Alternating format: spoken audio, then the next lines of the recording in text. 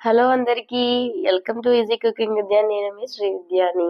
మేమైతే Sunday kaju chikki and పల్లీ చిక్కీ అయితే ప్రిపేర్ చేసామండి. అది చాలా సింపుల్ అండ్ ఈజీగానే ప్రిపేర్ చేసేసాము. ఇంకా అచ్చులు పోసాం కదా, మా పాప అయితే అలా విరక్కొట్టి డబ్బలు లేని పని అయితే అప్పచెప్పాను, అందుకే అది చేస్తుంది. ఇంకా మనం ప్రిపరేషన్లోకి వెళ్ళిపోదామా. పల్లీలు అయితే నేను ఒక 2 బౌల్స్ తీసుకున్నాను. కొలత ప్రకారం చేసుకుంటే చాలా బాగుండిద్ది. ఇలా చక్కగా లైట్‌గా వేయించుకోవాలి సిమ్‌లో పెట్టుకొని. నేను జిగురు బెల్లం అంటారు కదా, అదైతే తెప్పించాను మార్కెట్ నుంచి. అన్ సీజన్ కాబట్టి రేట్ అయితే రూ. 100 తీసుకున్నారు కేజీకి. జిగురు బెల్లం అంటే దొరుకుద్ది ఎక్కడైనా కానీ. సంక్రాంతికి అయితే నార్మల్‌గా దొరికిద్ది. ఇప్పుడు అన్ సీజన్ కాబట్టి దొరకలేదు. ఎక్కడో ఒక చోట దొరికితే తీసుకొచ్చారు. ఇలా జిగురు బెల్లం అయితే చక్కగా ఇలాగ పాకం చాలా ఫాస్ట్‌గా వచ్చిద్ది. మనం ఎక్కువ సేపు కుక్ చేయక్కర్లేదు. దాన్ని చక్కగా ఇలా జిగురు పాకం అయిన తర్వాత బేకింగ్ పౌడర్ ఉండిద్ది కదండీ, అది 1 టేబుల్ స్పూన్ ఏసుకోండి.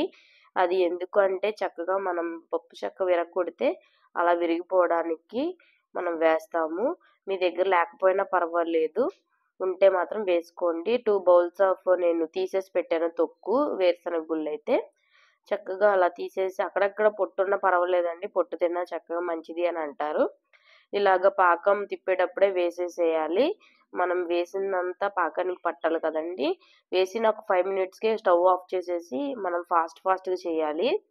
చక్కగా ఒక పెద్ద ప్లేట్ తీసుకొని దానిలో ఆయిల్ అనేది అప్లై చేయండి. ఊడి రావాలి కాబట్టి చెక్క అనేది. ఇంకా నేను ఇలాగా మిక్స్ చేసేసిన తర్వాత తీసుకెళ్ళిపోయి వేడి వేడిది ఆ ప్లేట్ మీద అయితే వేసేసాను. మనం వేడి మీద ఉన్నప్పుడు ఒత్తితేనే చక్కగా అచ్చయితే నీట్‌గా వస్తది మనకి. చక్కగా ఇలా తిప్పేసుకోండి. ఇంక మీరు ఇందులో ఏమి యాడ్ చేసుకోక్కర్లేదు. ఇదిగో ఇలా వేడి వేడిదైతే ప్లేట్ మీద ఏసేసాము. దీనికోసం మేమైతే చాలా కష్టపడ్డాము. ఎలా వచ్చిద్దా ఏంటా అని. చాలా సింపుల్‌గా, ఈజీగానే చేసేసాము. ఇలా వేడి వేడిది చక్కగా ప్లేట్ మీద వేసేసుకొని, ఏదన్నా పప్పు చెక్క లాంటిది, అదే పప్పు గుత్తి లాంటిది అలాంటి దాన్ని పెట్టి చక్కగా చేసి ఇలాగా మార్జిన్స్‌లా పెట్టేసేసి వదిలేయండి. తర్వాత మనకి ఇలా విరిపితే చల్లారిన తర్వాత విరిగిపోతాయి. నేను అలా పెట్టి వదిలేసానంతే. ఇంకా మనం జీడిపప్పు కాజు చిక్కీ ప్రిపరేషన్‌లోకి వెళ్ళిపోదాము. కాజు అయితే నేను నెయ్యిలో వేపానండి. ఎందుకంటే నెయ్యిలో డ్రై రోస్ట్ చేయాలి ఫస్టు. పచ్చిగా వేయకూడదు కదా. అందుకే ఘీలో వేపేసి పక్కన పెట్టి పాకం చెప్పా కదా, బేకింగ్ సోడా వేశాను. ఇదైతే నేను హాఫ్ కేజీ పట్టాను కాజు చిక్కీ. ఇలా బేకింగ్ పౌడర్ వేసేసి దగ్గరికొచ్చేలాగా ఇలా తిప్పుకోవాలి. బేకింగ్ పౌడర్ మొత్తం పాకానికి పట్టాలండి. ఎందుకంటే క్రిస్పీనెస్ రావాలి కదా చిక్కీకి. అందుకోసమని చెప్పి ఇలా పాకం పట్టాను. పాకం దగ్గరయ్యేటప్పటికి మనం కాజు ఇలాగ డ్రై రోస్ట్ చేసి పక్కన పెట్టుకున్నాం కదా, అది వేసేసాము. గుళ్ళు గుళ్ళుగానే వేసుకోవచ్చు, లేకపోతే ఇలా బద్దలు చేసుకోవచ్చు. మేమైతే ఇలా బద్దలు చేసి వేసాము.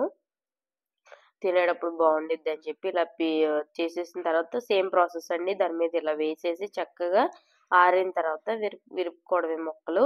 అంతేనండి, ఈజీగా చేయొచ్చు. ఒకసారి ట్రై చేయండి. ఇవి పిల్లలు స్కూల్ స్నాక్స్‌లోకి పెడితే చాలా ఇంట్రెస్టింగ్‌గా తింటారు అండ్ డ్రై ఫ్రూట్స్ కూడా వెళ్తాయి. ఎలా వచ్చిందో నాకు కామెంట్ చేయండి. అండ్ మన ఛానల్‌లో ఫస్ట్ టైమ్ చూసే వాళ్ళైతే సబ్స్క్రైబ్ చేసుకోవడం మర్చిపోమాకండి. ఇంకా ఇలాంటి మంచి మంచి వీడియోస్ అయితే మన ఛానల్‌లో పోస్ట్ చేస్తాను. Thank you for watching. Bye.